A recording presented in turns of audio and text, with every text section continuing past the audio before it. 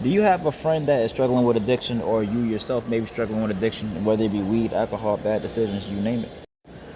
Well, I'm here to tell you there is always hope for these people, but I must say they have to hit that bottom before they actually start to see the light.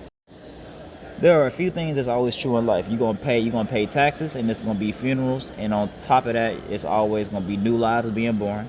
The other one is you will always suffer for as long as you are alive, and that's a fact in Christianity, Buddhism, whatever other religion you have. That's something you will always find in anything in life.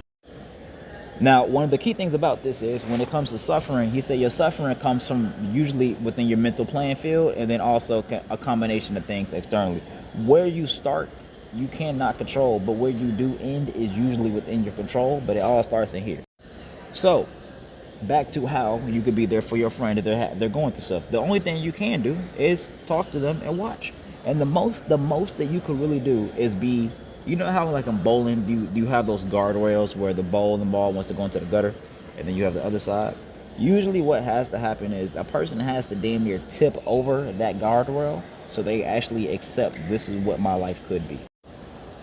So in that same sense, you have to give people an opportunity to damn near hit rock bottom so they don't always feel like, oh, that won't ever happen to me. You have to let motherfuckers really see it.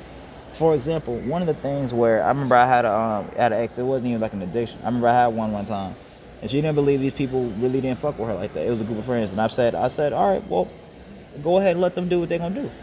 She went there, they really played, tried to face, and she was like, "Oh, well, damn, I didn't really know." And I remember saying, "You also," he said, "Now this goes to show you any aspect of life. If someone doesn't believe you because they want to trust in whatever the fuck they think is going on, or again, if they believe more in, let's say, a substance, whether they believe in a behavior that obviously isn't helping them, which is another form of being a delulu lemon, you know." You gotta let people go those paths. You have to let people see they see shit through.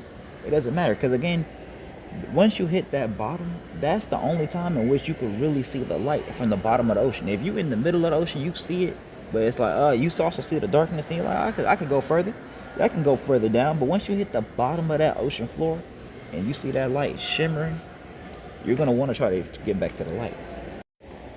And so I'm gonna wrap this video up, and I'm gonna just want to say, he said, if you want to really be there for your friend, be there for someone that's addicted to badass, it's terrible decisions. The only thing you could do is just be there to answer a phone call. Now, as far as you going out to save somebody because they're gonna put you in a dumb situation, you need to let them know that you gotta handle that shit on your own.